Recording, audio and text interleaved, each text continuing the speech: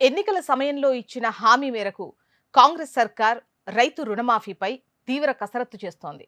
రుణమాఫీ సొమ్మును జూలై 15 నుంచి ఆగస్టు 15 వరకు దశల వారీగా ఇవ్వాలని నిర్ణయించినట్లు సమాచారం.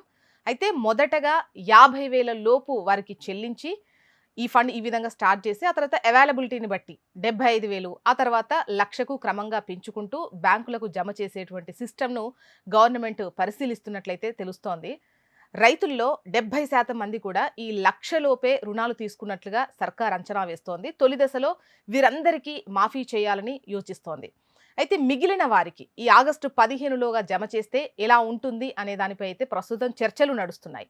రైతు సంక్షేమ పథకాలకు 2 నెలల్లో కనీసం 30,000 కోట్లు అవసరమని అంచనాకు వచ్చినటువంటి ప్రభుత్వం ఈ రుణాల సేకరణకు ఉన్నటువంటి అన్ని మార్గాలను అన్వేషిస్తోంది. రిజర్వ్ బ్యాంకును రుణాల విషయంలో సంప్రదిస్తున్నట్లు రాష్ట్ర ప్రభుత్వం అవసరమైతే ఈ సర్కారు భూములను తనఖా పెట్టాలని ఆలోచిస్తున్నట్లు తెలుస్తోంది. ఆగస్టు 15లోగా 2 లక్షల రైతు రుణమాఫీకి ప్రభుత్వం పలు మార్గాలు అన్వేషిస్తోంది.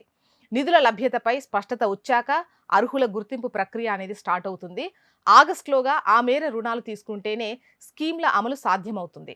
ఇక బాండ్ల విక్రయం ద్వారా అప్పు తీసుకోవాలని కూడా నిర్ణయించింది. అయితే ఏప్రిల్, మేలలో 8,246 కోట్లు సేకరించగా మరో 2,000 కోట్లు ఈ 3 రోజుల్లో తీసుకోనుంది. ఈ ఏడాది కోటాలో మరో 30,000 కోట్లు తీసుకునేందుకు ఆర్బీఐ అంగీకరిస్తుందా అనేది ఇప్పుడు ప్రశ్నార్థకంగా మారింది. చూడాలి.